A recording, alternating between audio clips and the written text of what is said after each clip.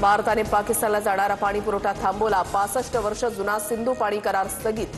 भारताकडून अटारी बॉर्डरही बंद, तर पाकिस्तानात गेलेल्या भारतीयांना 1 मे पर्यंत परत येण्याचं सरकारचं आवाहन।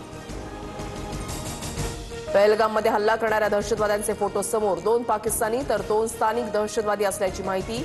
तर पहलगाममधील हल्ल्याशी आमचा संबंध नाही, पाकिस्ताननं दहशतवादी कारवाईचा आरोप फेटाळला। पहलगाम हल्ल्याच्या निषेधार्थ आज डोंबिवली, परभणी आणि मालेगाव बंदची हाक। नागरिक आणि सर्वपक्षीयांकडून उत्स्फूर्त बंद पाळला जाणार। दहशतवादी हल्ल्यामध्ये डोंबिवलीमधील 3 मृत्यू। पहलगाम हल्ल्याचा मास्टरमाइंड सैफुल्ला कसूरीचा व्हिडिओ समोर। पहलगाम हल्ल्याशी संबंध नाही, सैफुल्ला कसूरीचा कांगावा। कसूरीकडून भारताचा दुश्मन असा उल्लेख। पहलगाम हल्ल्यानंतर उधमपूरमध्ये चकमक। दहशतवाद्यांच्या गोळीबारामध्ये 1 जवान शहीद। बसंतगडला सुरक्षा दलानं वेढलं।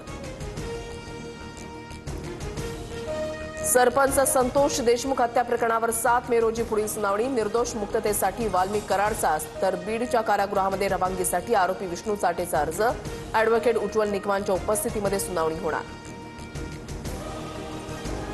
विदर्भात उष्णतेच्या ऑरेंज अलर्ट। चंद्रपुरात देशातील उच्चांकी 45.8 अंश सेल्सिअस तापमान, तर मध्य महाराष्ट्रात मराठवाड्यामध्ये उष्ण आणि दमट हवामानाचा अंदाज।